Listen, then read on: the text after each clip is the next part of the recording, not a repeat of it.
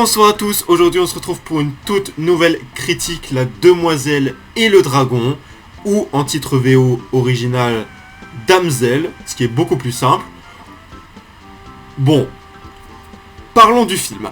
Alors le film va traiter l'histoire d'une jeune femme dans un monde un peu féerique qui va accepter d'aller se marier avec un beau et magnifique prince.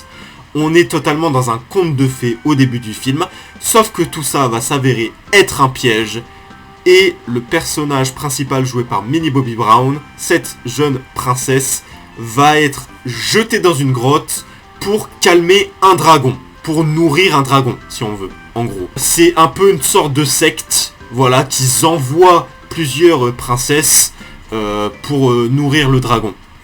Voilà en gros ce que je peux raconter sans spoiler de La Demoiselle et le Dragon.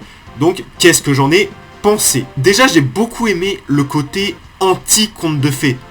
C'est-à-dire qu'au début on t'introduit le film, on t'introduit l'univers comme un conte de fées, un vrai conte de fées féerique, coloré, joyeux, avec tout le monde qui rigole. On est à deux doigts de chanter de musique Disney. Et d'un coup, c'est assez surprenant, parce que moi au début, avant de voir le film, j'avais pas lu le synopsis, rien du tout, j'ai lancé le film comme ça parce que c'était dans les sorties attendues, donc je l'ai regardé. Et ben ça change d'un coup. On passe du conte féerique tout joyeux, tout beau, avec des papillons et des petits moineaux, enfin je sais plus comment ils s'appellent, les colombes, voilà bref. D'un coup, on passe du coq à l'âne. Et ça j'ai beaucoup aimé, j'ai trouvé ça surprenant, j'ai trouvé que c'était un parti pris assez intéressant. Et après, pour le reste du film, ça va être un peu un film d'aventure. Un film d'aventure fantasy, où Millie Bobby Brown va devoir se sortir de cette grotte avec ce dragon, et va essayer de percer les mystères sur le passé de ce dragon, le passé de cette grotte, qu'est-ce qui s'est passé ici avant, qu'est-ce qui a fait qu'il y a un dragon à cet endroit-là, qu'est-ce qui a fait que cette secte envoie des princesses pour nourrir le dragon. C'est très mystérieux cette histoire. On va donc recoudre le fil petit à petit pour arriver à nos plusieurs réponses. Et du coup, nos plusieurs réponses vont arriver petit à petit dans le récit, ce que j'ai trouvé intéressant. Mais mon seul problème avec le film, c'est que j'ai l'impression que c'est une bêta test. J'ai l'impression que c'est une bêta d'un film qui est beaucoup plus grand que le film qu'on a eu.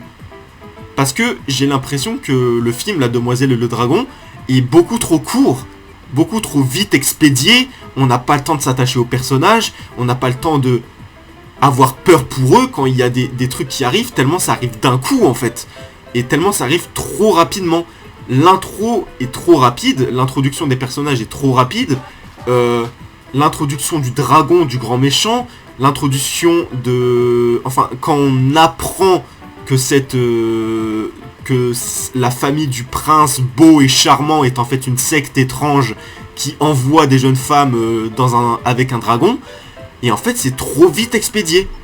C'est beaucoup trop vite expédié, c'est beaucoup trop vite expliqué, ça va beaucoup trop vite. On n'a pas le temps d'avoir peur pour les personnages, on n'a pas le temps de s'attacher à eux, on n'a pas le temps de vraiment comprendre l'action, et on n'a pas le temps surtout de rentrer dans l'action. Parce que quand on a des grandes scènes d'action, des grandes scènes folles de fantasy, etc., et ben en fait on n'a pas le temps de rentrer dedans. Et c'est ça que j'ai trouvé dommage, c'est que j'ai eu l'impression que le film était une bêta test pour un beaucoup plus grand film, avec beaucoup plus d'ambition. J'ai eu l'impression de voir une projection test du premier montage d'un film.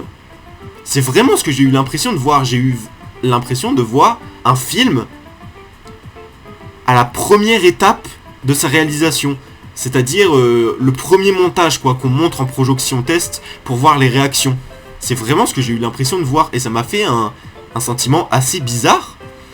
Parce que je m'attendais quand même à ce que sur 1h48, on arrive à avoir un début, une intro de personnage, un retournement de situation, le passage aventure et une fin qui clôture tout. Et en fait, tout ça est beaucoup trop rapide, beaucoup trop condensé, Et en fait, ça fait que c'est très peu mémorable du coup. Vu qu'on n'a pas le temps de s'attacher au personnage, qu'on n'a pas le temps de s'attacher à l'action, qu'on n'a pas le temps d'être dans le film en fait, on n'arrive pas à être dans le film. Donc forcément, c'est beaucoup trop oubliable. Mais ça fait les choses bien quand même, le film fait globalement les choses bien. J'ai beaucoup aimé ce anti-conte de fées, où on va nous introduire ça comme un beau conte de fées joyeux avec un beau prince et une belle princesse, pour qu'au final ce soit pas du tout ça et qu'on parte totalement en vrille au bout de 20 minutes. Et ça j'ai beaucoup aimé. Et aussi les effets spéciaux, je les ai pas trouvés dégueux du tout. C'est bizarre parce que pourtant le budget est de 80-90 millions de dollars, ce qui est beaucoup moins que les énormes productions super-héroïques par exemple qui sont dégueulasses en termes d'effets spéciaux. Ici j'ai trouvé que ça allait vachement bien. Le dragon il est super réaliste, les effets spéciaux sont super. J'ai vraiment le dragon qui jette du feu, j'ai trouvé ça super.